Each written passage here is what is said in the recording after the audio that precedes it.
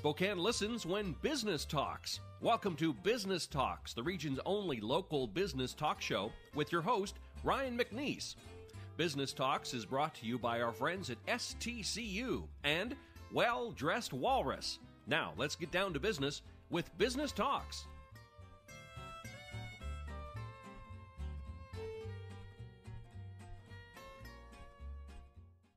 Welcome to the show. I'm Ryan McNeice, and I'm here with Greg Heister. Thank you for being here. It's great to be here, Ryan. Finally. We made it work. You got a busy schedule, but we appreciate it. A lot of ground to cover. Greg, Seasons on the Fly, producer, host, I believe 13 regional Emmys with regards to Seasons on the Fly, the Iditarod shows you've done. Yeah. As well as, of course, we can't go without mentioning Gonzaga broadcasting, Sure. Gonzaga basketball. So we'll cover that as well. Okay. But also a lodge owner in Alaska, Yeah. fishing. Yeah. Let's talk about Seasons on the Fly. How did that come to be? Well, a dream, right? I mean, I think many aspects in life you always have to start with that. But I think it started as a childhood thing. Like, it's something that I always wanted to do since I was a small boy. Fishing was a big part of our life. The outdoors was a big part of my family's life. I grew up a big fan of The American Sportsman. I'm not old enough to have seen it live, but certainly in reruns and syndication. And Kurt Gowdy was a favorite of mine growing up. And, of course, he was one of the great play-by-play guys of all time. And so I set out to be Kurt Gowdy. And so when the time in my career was ripe enough to start Seasons on the Fly, because I'd always done outdoors television in my local duties. So whether it was in Anchorage or down here in Spokane, it was Wild Alaska up there. It was a series called The Sporting Life here. Seasons on the Fly just became kind of a offshoot of all of that. Right. We extended. When I left local television full time, I set out to make what I think is the best fly fishing show that the country's ever had. So. Well, and I love a quote that is out there, that many of the fishing shows today are produced by fishermen who don't know television, or by television producers who don't know fly fishing. And you yourself have been a guide for several years in multiple states. Yeah, and look, there's a lot of people out there that love to fly fish, and I'm not putting myself in any pedestal. I think the more people that are doing it, the best. Some of the greatest stewards that our country's ever known have been fly fishermen. With that said, it has been my life's passion since I was, this And you didn't big. grow up in this area? No, I grew up south of Buffalo, New York. We had great fishing there.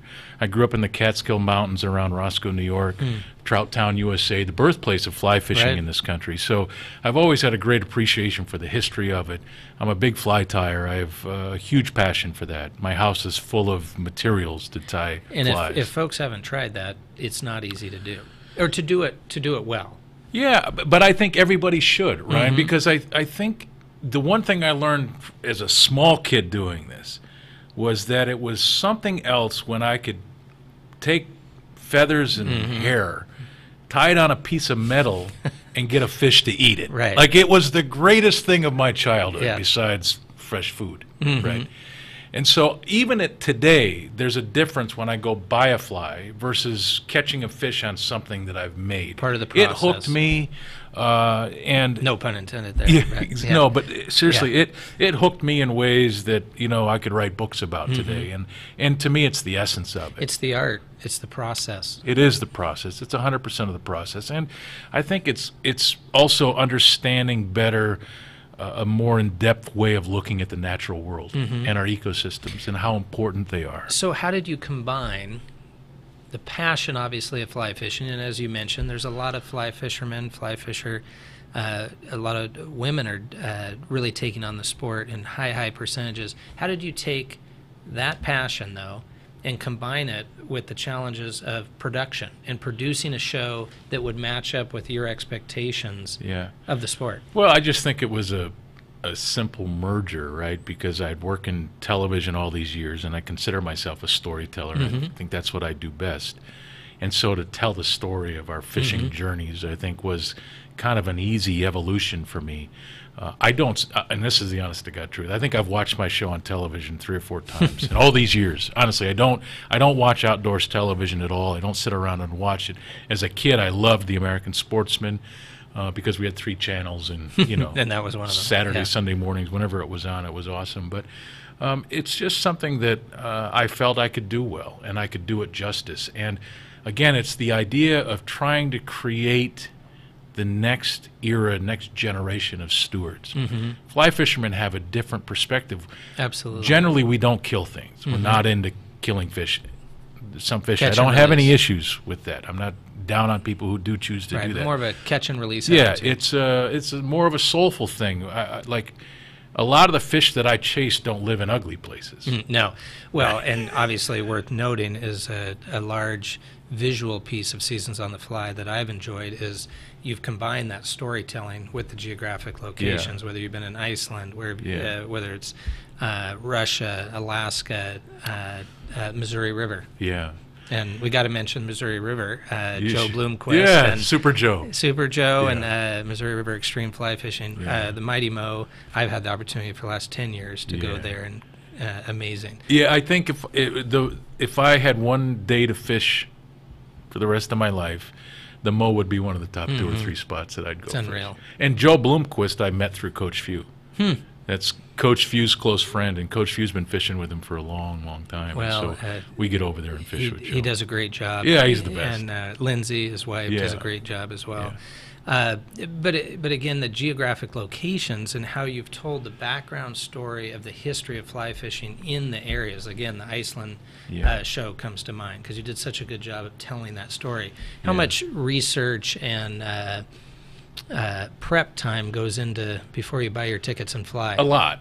I mean, that's what interests me, right, is to understand the history of the fish, to understand the history of the flies that we're using, and to understand the geology. And I mean, when you're a storyteller, you want to know all of that stuff because that's what keeps it interesting. So that when you're there on the river and it's a tough day and the fish aren't eating, you can at least look around and say, well, that rock is, 80,000 years old or whatever, or you're on the Spokane River and you're chasing red bands and they're not there, but you can, well, these fish the genetics are 40,000 years. I mean, it's really cool. There's a story. Yeah, there's a tremendous story in it. And those, like, we live in Spokane. Spokane River is a jewel, and we should be protecting it even more than we do today. Those fish, the genetics are 40,000 years old. I don't think there's a trout whose genetics are older in North America than those red bands that we have in this river and other rivers that are around here. How associated are you with the show, with the production of Seasons on the Fly, with respective fly shops in our area or otherwise, whether it be Silverbow? Or Yeah, when the show first started, we did a lot locally. And Silverbow's a great fly shop. Sean Vicentainer and his brother and the guys over there do a great job. We did a lot locally when this thing first started. There wasn't a lot of money to go. GoPro, I think, was on Yeah, board. to go expanding around the globe and stuff. So when the show started to grab some traction and it was evolved and had been around for a while, then there was less to do locally. I wish there was more. It's cheaper, quicker, Right, and go stuff film. like that. But there's still some things we can do here, and we plan to do that. How Seasons on the Fly, obviously being a passion of yours, gaining recognition with Emmy Awards, etc. Explain how the Iditarod got on your map in terms of an interest. Yeah, so Iditarod. So my first job in television was in Cleveland at the CBS affiliate there. And from there, I was, 23, 24 years old, and I was in Cleveland. The job was tremendous, but I needed to get outside. Right. And so I got offered jobs in Montana and Idaho, but the pay was so bad, right, I couldn't afford to go do it. And then finally I got a job offer in Anchorage, and the money was functional. Right, like Let me say that. this I could make work. Yeah, I had a car payment, college loan payments at the time. It didn't leave much left for food. So their offer was good enough where I think there was still $100 or $200 to eat with a month. So I headed north and always wanted to go there. And my job there was at the ABC station. They were the official station of the Iditarod sled dog race at the time. So I got to go out on the trail from start to finish for those years that I worked there. And what it did in me is just it sparked an absolute passion for the thing. Just a fascination, I think passion. it's the greatest story in sports. If you're a storyteller and you love to tell stories, there is no greater story in sports to tell than the Iditarod sled dog race. Most people are very interested in the dogs, and they're an amazing critter, but an amazing creature. I mean, they eat 10,000 calories a day. They'll run 125 miles a day, and a lot of them will do it very happily. But it was the people. Mm-hmm. I met so many people covering that event that were collegiately educated, that were very, very bright, articulate, and the hardest working people I've had been around at that time in my life. And so it just like pulled me right in. Mm-hmm. And then when you look at, I told you before in the break, I'm a landscape guy. Right. When you throw the landscapes in as the backdrop for that thing, with those people, with those animals, for a storyteller, there is no greater event, I promise you, than the Iditarod Trail Sled Dog Race to tell. I have great respect for it and great respect for the people, what it stands for, what it's done for all animals, specifically our dogs, right. Even though it gets beat up by animal rights groups and things like that. But every domesticated dog in this country has benefited from that sled dog race. Mm-hmm. Has all the elements, fundamental elements of a story. Yeah. And you've told that story. Yeah. And you've lived the lot. story. Yeah, a lot. You've lived the story. And I love the Arctic. I mean, I'll throw that out there too. I love to be cold. There's something about walking across snow that crunches that is visceral for me. Right. Like it fires my innards, my soul. Well, up and that's in somewhat ways unique. That, and foreshadowing for potentially our weather here in Spokane. But, but that is unique. Yeah, and I've always been a winter guy, though. My mom's a winter person. Well, and so, you say the words buffalo, yeah, and you start thinking, cool. Yeah. Let's take a short little break Okay. and come back. I want to talk some more about the Iditarod. I want to touch on the lodge that you've started as well, and we'll talk about some GU basketball as well. Sounds we'll be good. right back. Hi, I'm Larry Myers, owner of River Ridge Hardware. Welcome to our garden center here on the corner of Garland and Driscoll. We have fresh plants that come in weekly from all of our local growers. We can make your garden look like our garden. Here at River Ridge, we've been here 30 years. We're your full-service neighborhood hardware store. This is our sprinkler aisle, where my knowledgeable staff will help you put together your sprinkler system so it will make your yard lush green for the spring and summer. This is River Ridge Hardware's rental center, where we provide a multitude of equipment for rent for the do-it-yourselfer.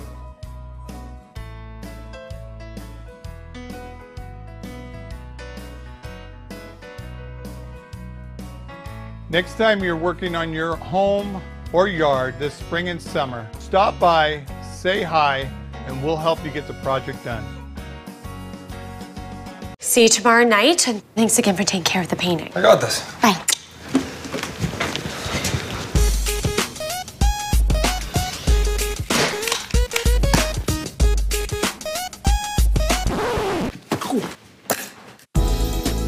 Weekends are made for painting. Let the experts at Rada Paint take care of you. Hi. This looks amazing. Rada Paint, over 80 years of quality, tradition, and trust. Find it in every can. Hello there, Internet. My name is Brady Magruder, and I'm just coming out of the Spokane Talks building, and I'm excited to bring to you guys a new announcement that I am going to be the new host of the Youth Spotlight program. Now, our old host, Colin, he's off to Texas Christian University to pursue a degree in theater and broadcasting, and you know what? That's great for him, but that's what I like to call adulting. And you know, I don't think that we have time for adulting with the Youth Spotlight program. What the Youth Spotlight program is here to do is to bring to you guys news, the greatest news of some of the most amazing people here throughout Spokane that are, what?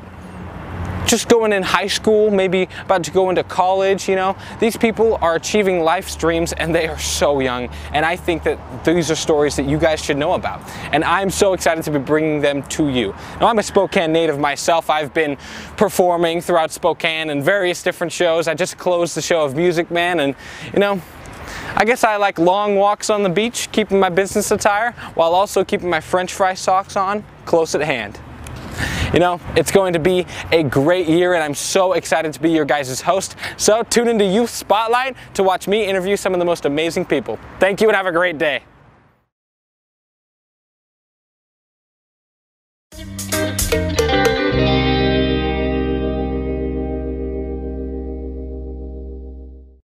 Welcome back. I'm Ryan McNeice, and we're here in the studio Am I sitting with up Greg straight, Ryan? Heister. Like my mom would kill me. Maybe we're both hunching over. I don't know. Okay. You're doing just fine. All right, good. We've covered a lot of ground talking about the Iditarod, Yeah. talking about Seasons on the Fly, and really the magnitude of these productions that you've done. And Iditarod, we were just discussing over 20 seasons. Yeah. And I think you just indicated that you basically dug the hole for your tent at 65 below. Yeah. So, I mean, it's cold. It's the right. Arctic. When you said the cold gets you excited, I wouldn't have thought you meant 65 Well, below it's cold. a challenge, right? Like, it's an emotional challenge. Like, I enjoy getting in those places where, you know, sometimes people can fuel that fire by going to the gym. Yeah. Okay, today I want to, you know, squat, whatever. Yeah, and the endorphins that come with that. There's a lot of that stuff. And so for me, I was, especially early in my life when I was in my late 20s and really starting out covering that race, it was something that I wanted to practice. I was mountaineering it a lot at the time. I love to be out in the cold. So you want to go out and test yourself. Can you deal with that? So challenge your limits. yeah, one of my first races, it was maybe the coldest race on record. But I remember waking up in my tent in Ruby on the Yukon River. Down on the river, I had dug a hole and pitched my tent, and it was 65 below zero. That's straight temperature. That's without any wind. But it was at least 40 below the entire race I would have been that thinking, time. what am I doing? Yeah, it's But you know, a different sincerely, place. when you're passionate about something, that's why you go to that extreme. Yeah. And if you And, don't, you know, if you with don't the- have it, you don't do it. With the cold, I've always always had the mentality that if I get cold, I'll just get up and walk. As long as you keep the blood moving, Keep moving. right, you're going to be good. And I saw a lot of mushers over the years covering that race where they had fallen asleep and lost the dog team or whatever, and the dog team comes in, and so the mushers, 10, 20, 30. And what exactly is a musher? Describe what that is is. the driver of the sled, Right, right? So right. it's the coach of the dog team. They're in charge of feeding and running and a run-rest ratio. They're really a coach. People think that they're the athlete behind the sled, and they're really not. Those dogs are the athletes, and the musher's really the manager. But they'll come walking in, you know, and it's been 50 below zero, and I just saw them survive, and they'll be okay. Now, they They're may have some alive. frostbite and some spots and things like that, but they survived each it. their own, Yes, right? yes. Well, how have you combined your passion for, obviously, fly fishing, production, a lot of travel time? Iditarod, spent a lot of time in Alaska, Yeah. but Gonzaga basketball. Yeah. Doing play-by-play for Gonzaga basketball over the Yeah, years. So I'm a that's lucky guy got to in be that. a thrill and exciting to follow the teams we've been seeing for the last 20 years. It's been awesome. And remember, so early in my life, I wanted to be Kurt Gowdy. Right. And I can remember being, I think it was 1980, January 27th, 1980, I believe, Super Bowl 13, the Steelers and the Cowboys. And I grew up a big One of the most Steelers guy. famous. Yeah, 35-31 final. But Yep. I remember having one of those old audio recorders, hitting play and record and putting it in front of a television and recording it. And listening to it later, it was Kurt Gowdy and John Brody, and I think Merlin Olsen was a part of that Merlin team too. Olsen, yep. But I remember what a great legacy that was, because here was this kid in a little tiny town in western New York that will always remember and associate Kurt Gowdy's voice with that football game, right? So Not one without the other. yes, Yeah. no, exactly, right. And so I just thought, well, what a cool way to leave a legacy in this world.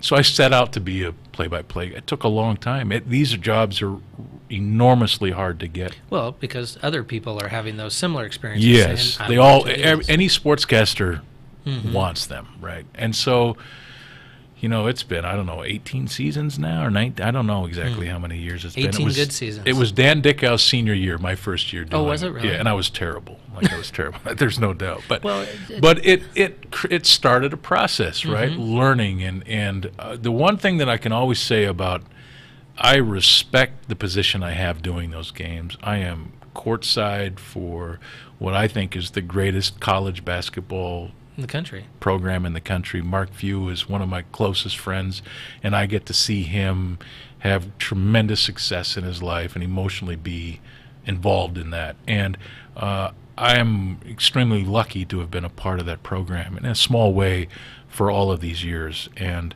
Well, I'd say I a hope, large way. yeah, well, I just The hope, you know, voice that of- I can continue to do it justice over the years as they continue. It's allowed me now. I do games for ESPN. I do more games for Pac-12 now than anybody. And so it's grown into other things. But my days doing Gonzaga will always be, you know, at the top of the list. And number one, it's a program that's done it right. But number two, the Fews are my favorite people. And Coach Few and I have done so many things together. And I think it's, you know, what's happened with that program has been awesome Oh, it's monumental. to be next to and to watch and to see. It's a great story, and as you yeah. said, you are literally courtside getting to watch it. Yeah. And as you mentioned earlier, you've combined your passion of basketball and broadcasting with spending time on the river with Mark Few as well. Yeah, which is always a treat. Yeah. Yeah, it's always a treat. And, you know, I laugh about this stuff all the time because obviously he's one of the most competitive humans you'd ever be around in your life. And it doesn't change. Even on the river? Yeah. Oh, it doesn't change out there. So what's it like to have Joe Blomquist, Mark Few, and yourself? Because for some reason I'm thinking that's going to be a competitive bunch right there. Well, I'm because not, I've spent you know, time in the boat honestly, with Joe. maybe I'm getting old, but like I tell people all the time that if fishing was about the fish, I'd have quit a long time ago because I've caught so many fish. I don't think he thinks about it that way. So he is intense. When we go fishing, he's out there to catch fish, period.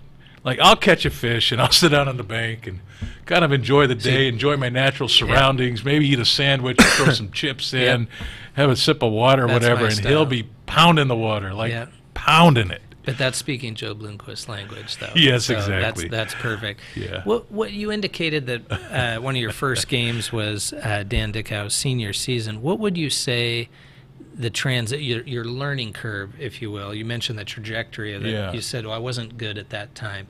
What would you say, I mean, other than just kind of the cliche of, well, experience, but what changed your ability to call the games the way you're satisfied with? Well, that you're I'm still proud not of? saying I'm any good at it, right? I'm just saying that. Well, you've been doing it a long time. Yeah, I so have you're been doing it a something long right. time, and people are hiring me, so that says one thing, right?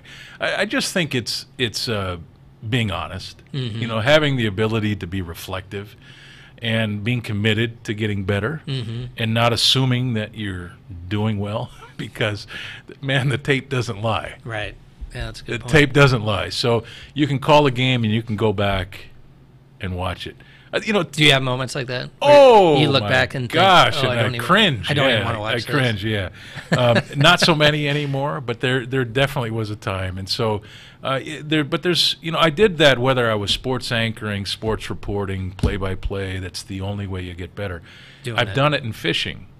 You know, all of these years shooting television fishing. Like, the video doesn't lie. So when you're down in Baja and your boat's surrounded by Dorado and they're eating the fly and you're setting the hook and the fish are coming off and the guide is yelling at you, quit trout setting, and you're like, I'm not trout setting. I'm strip setting. They're like, no, you're trout. I'm like, get lost. Yeah. I am strip setting. That's interesting. That's Right? actually a good show. I've actually Yeah, I watched go the one in home Baja. and I look at the video, and sure enough, I'm trout setting, which for those that don't fly fish, you won't hook many fish in saltwater if you're trout setting. Yeah. And so I was Tip wrong. up. The tape doesn't lie. So the you guides got- were right. The guides are right. Yeah. So Did you ever got- call them back and tell them they were Oh, well, I saw those guys a lot. And Yeah, so yeah. but I would watch it at night. You know, we'd go back after a day and I'd pull them up and I'm like, all right. And so by, the next day, Yeah, it's like, practice. We'll change that up a bit. Yeah. Yeah. Video Wow. never lies, right? What's your next project? If you can talk about what's maybe whether it be Seasons on the Fly or Yeah. other in terms of production. Yeah. Well, so I have this lodge up in Alaska, right? It's in Bristol Bay on the Kvichak River. It's called Seasons on the Fly Lodge. It's a do-it-yourself place. It's really cool. It's my favorite river in the world to fish. I don't own a lodge because I wanted to. I own a lodge because it's on my favorite river. There you go. These trout are amazing in that thing, and it's the largest run of salmon in the world. So I think the next evolution of Seasons on the Fly is to get it into schools. We do a program with the Iditarod. There's a whole education department. ExxonMobil underwrites it, and it offers lesson plans, and so they use the Iditarod as a backdrop to teach math, science, history, things like that. Schools from all over the country. It's a great idea, though. Right. We have a tracker. We're putting up 400 pieces of video for these kids to watch in a 10-day period during the race. And I want to do the same thing with Seasons on the Fly. I want to produce an educational portal that teaches math, science. It doesn't teach kids how to fly fish or fish, but it uses what we do and what we love as a backdrop to teach math, science, and history. It makes it tangible. Yeah, teach science. I mean, so I think in time what we could do is take a couple of weeks from this lodge and evolve it into a wilderness classroom, somehow get a national program, get it underwritten, get teachers create some video platform that they could use for their lesson plans to teach hydrology, fisheries, whatever it might be, weather, you know, and somehow have some sort of program that allows kids that otherwise wouldn't have the ability, you know, to come up and see a place like that, to get them out there. And so that's really where I want Seasons on the Fly to go, is to continue to build the brand, but also to start giving back. Because as I said in the beginning of this, not that there aren't other great stewards in this country that do all kinds of things. There have been some of our greatest that were fly fishermen. And if we can get the next generation off of their tablets and their screens and get them outdoors, Ryan, like you and I grew up outdoors, I think that the natural world will be a better place 50 years from now if we're able to inspire people to do that. So I'm hoping, you know, again, Seasons on the Fly was designed to help inspire the next generations, that we can actually get into classrooms and start touching kids with it. And so the team is starting now to try to look at opportunities to figure out how to do it. Well, I think that's a great idea. You're looking at derivative ideas. You've already created a great brand. What can we do with this brand? How can we give back? Thank you, Greg. Thank you for being here. I appreciate it. We made it work. We should fish. We'll do it. Yeah, we should go fishing. Yeah. Thank you so much. See you next time. Business Talks is produced in Spokane, Washington by SpokaneTalksOnline.com, which is solely responsible for its content. Ask a question, recommend a guest, and hear this program again online anytime at SpokaneTalksOnline.com. Business Talks is brought to you by our friends at STCU and Well Dressed Walrus. Business Talks wishes you good business and a good day.